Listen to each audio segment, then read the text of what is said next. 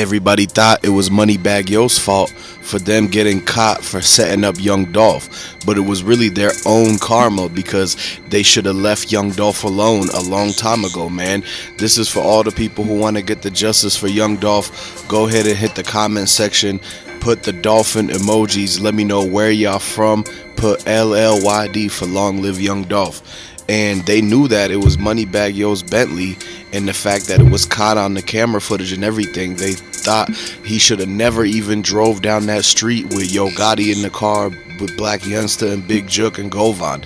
And so this is why even Angela Simmons was blaming Moneybagg Yo, and this is what made Moneybagg Yo's sister go off on Angela Simmons in the backstage of Glorilla's concert, because at this time they were saying that they would have been able to get away with it if they didn't get caught by Moneybagg Yo's truck, the Bentley truck, being caught on camera. And this is the one thing that they can't actually hide or run away from, because MPD already released the picture showing the Bentley truck driving down airways, literally as the crime scene is being like not even taped off yet. MPD hadn't even showed up at that point. They were trying to get the picture of the two-door, the white two-door, leaving while Young Dolph brother is in the front trying to spray them back, trying to get like he's trying to protect himself. And then at the same time, the Bentley truck is driving by on the street. Once they released that picture, it was over with for CMG, because now it shows who was there, who had a part in it in setting up Young Dolph. They weren't able to get away with none of this stuff because the karma from the situation is going to come back to haunt them.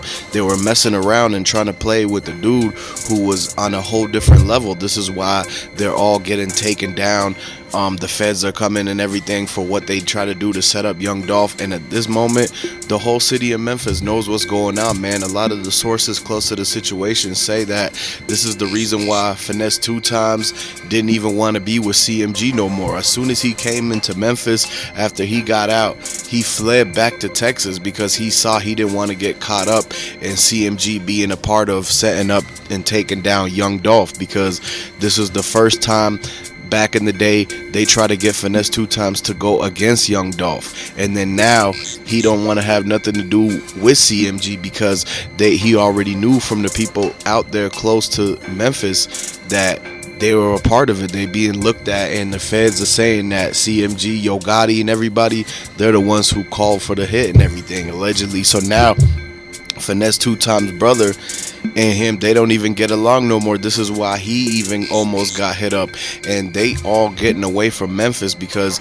they know the more and the longer that you stay somewhere when you got bread like that, you supposed to move out of the hood. And so this is why Finesse 2 Times, he couldn't stay in Memphis no more. He didn't want to be still in the hood when there's people out there that was sliding for Dolph and they were still trying to even the score and everything like that, because at that moment you got to realize how many people were getting like hit up for being connected to the Dolph situation, being connected to the witnesses, the cookie shop people. It was so many. This is why Black Youngster's brother ended up getting hit up, and Govan artist got hit up, and it wasn't even in Memphis. They actually found her way down in Houston and everything like that. So it goes to show that they have connections, like just like how CMG and the cookie shop people had connections in certain parts of the South. It goes to show that even Young Dolph supporters and people that was going to ride for and slide for Young Dolph were everywhere.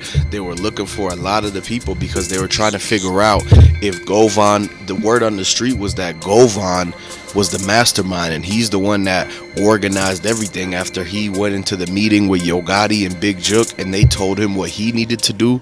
He set everything to have the people show up at the places and follow Young Dolph. And so once word got on the street that Govan was a part of this, they already knew his daughter had already moved out of Memphis. She couldn't be in Memphis because of the fact that they would get tied to the Young Dolph case right away, and they were trying to get Govan's daughter to sign to CMG.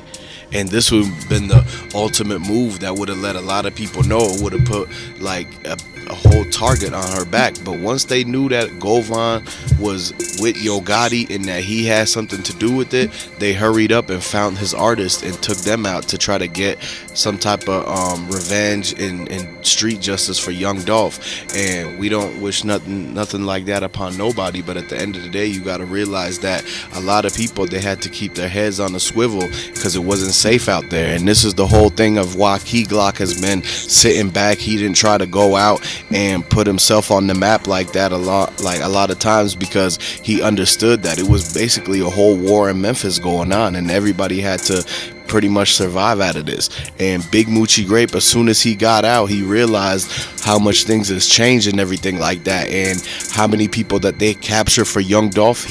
Once Big Moochie Grape got out, he realized that they hit up Black Youngster's brother, they hit up Big Jook. Once he heard the news that they hit up Big Jook, he knew that it was the war has like went a far way, because this is the main person that was closest to Yo Gotti. If the person that's the closest to Yo Gotti, his own brother, gets hit up, then you know for a fact that everybody knows at this moment, everybody knows who did it and who was the persons responsible. And that's why they ended up having that situation go down with Big Jook, because they knew he was the main guy that set up Young Dolph with Govan allegedly, and now they're looking at Yo Gotti and Black Youngster as the other people.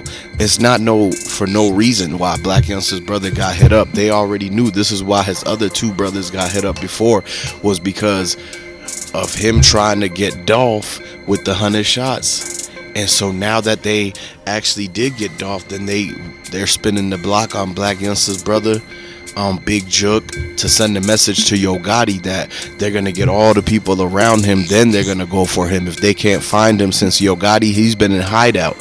He fled and moved to Bali with Angela Simmons a long time ago. And so this is the main reason why they haven't been back in Memphis, and he basically has to do the private meetings with his artists and everything so that nobody knows where he's at all times, because he doesn't want what happened to Big Jook to happen to himself. Yo Gotti, he's seen what they did to his brother, Big Jook, and he don't want the same thing to go down for him being back in Memphis. So this is why he hasn't set foot back in Memphis. He hasn't set foot back in the South, because he knows a lot of people are watching that was trying to get the score between Young Dolph and Yo Gotti. And their beef, he should have never kept pushing the beef on. It was all over a female, the baby mama drama. He should have left it at what it was, because now he moved on. He got Angela Simmons, so it never really was important. But a lot of people, man, they end up taking stuff personal. They take it too far. They hold a grudge. They hold a vendetta, even though Young Dolph didn't want Yo Gotti's baby mama, and Yo Gotti already found the new girl, and 10-15 years have passed on. By this time, he still couldn't get over the fact that Young Dolph was the king of Memphis, and he was more respected in his own city than Yo Gotti. He was more respected in Memphis, and Yo Gotti grew up in Memphis. He was born in Memphis, and this is why he had the jealousy, the hate, and the envy towards Young Dolph, because Young Dolph came up and he ended up surpassing Yo Gotti with the hip-hop scene, with the rap scene. He ended up earning the respect of the city, and he ended up making a lot of money and running it up, and didn't have to split nothing with Yo Gotti and divvy it out and to no other people in Memphis like that. And so he was pretty much hating on the fact that Yo Gotti had got it, that Young Dolph had got it on his own, and Yo Gotti wanted a piece of that, but Dolph didn't budge. He didn't move. He stood on business and knew that he had to do that stuff with his own crew. And this is what pretty much made it to where, okay, after this moment, this is where the hate started, and this is where Yo Gotti started having the thoughts in his head like, okay, he thinks Dolph competing with him. He thinks he's in a competition with Dolph. And then next thing you know, Dolph becomes the king of Memphis. He runs up all this money. His artist is popping, Key Glock is popping, and everything like that. And then everywhere Yo Gotti went, he hearing Young Dolph. People are saying, hey, did you hear that new Dolph? They're wearing Dolph's fits. The whole The whole city of Memphis was rocking with Young Dolph, and Yo Gotti couldn't take it no more. Then this is when he brought on Black Youngster, he brought on Govan, he brought on Big Jook. They sat there and said, we gotta find a way to get Dolph out the way, to get him out the picture. And this is where basically that whole mentality, that's how it went. And that's that mentality, man. The whole street life, and it's not for people, man. You gotta end up just finding a way to get you generational wealth, take care of your family, and basically don't do nothing that's gonna risk the whole life behind bars. Because now you look at how the Young Dolph trial is about to start, and they're about to give 100 years to the person that was responsible for setting up the hit on Young Dolph. And all the other people that they caught, they're getting 50 to 100 years for being accessories to that. And they thought they were going to get away with it, but they forgot about the fact that it's all on footage, it's all on camera. This happened on broad daylight. It's all these witnesses around. The stories don't match up. And then on top of that, all of the people that were involved are now telling on each other. So whatever they planned, it ended up going. When everything hit the fan, all of that, the plans went out the window, and now they all telling on each other. So they about to pretty much figure this whole thing out. And so you got to stay tuned for the breaking news updates.